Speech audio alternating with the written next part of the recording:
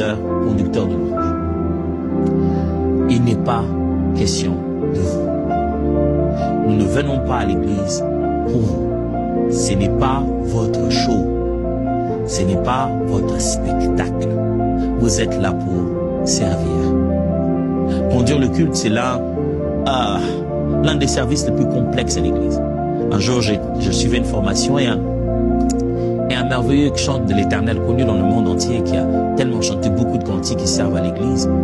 Vous le connaissez, je suis sûr, Michael W. Smith.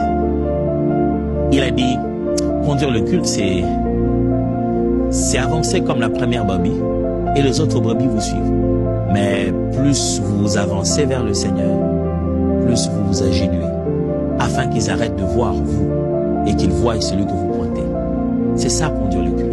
D'habitude, je partage avec les conducteurs de culte, je leur dis, conduire le culte, c'est une responsabilité si complexe que on prépare un répertoire, on fait des répétitions, des arrangements, on prépare la tenue à porter ce jour-là, on se maquille, on est propre, on est bien, pour ne pas être vu.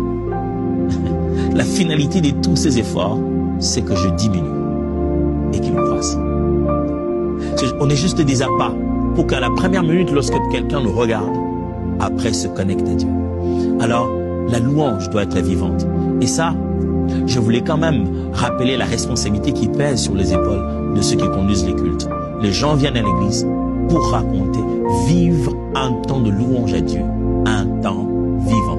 Vivant parce que la présence des dieux se manifeste. Vivant parce que chacun y participe à fond. Vivant parce que la puissance de Dieu se manifeste aussi. Pendant la louange, il peut se faire plus de guérison qu'à la fin de la prédication, je vous assure. Alors, une église vivante, c'est une église qui a laissé la place pour la louange, la place pour l'adoration. On ne vient pas juste entendre des belles déclamations. Non, on adore Dieu. On s'est rencontrés pour ça. Rendre ce culte. C'est pas juste une église où il y a tout sauf un temps d'adoration.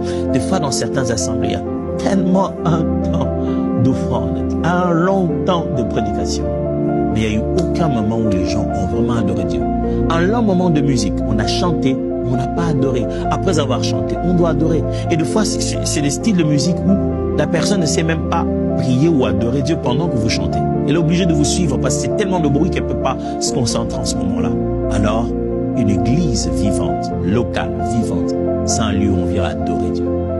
Débarrassez-vous de matériel qui vous dérange s'il le faut. Battez les mains. N'allez pas à l'église sans que vous puissiez battre les mains au moment où c'est demandé, lever les mains au moment où c'est demandé, mettre vos genoux au sol, où personne ne viendra vous demander d'arrêter. Vous êtes là pour adorer Dieu.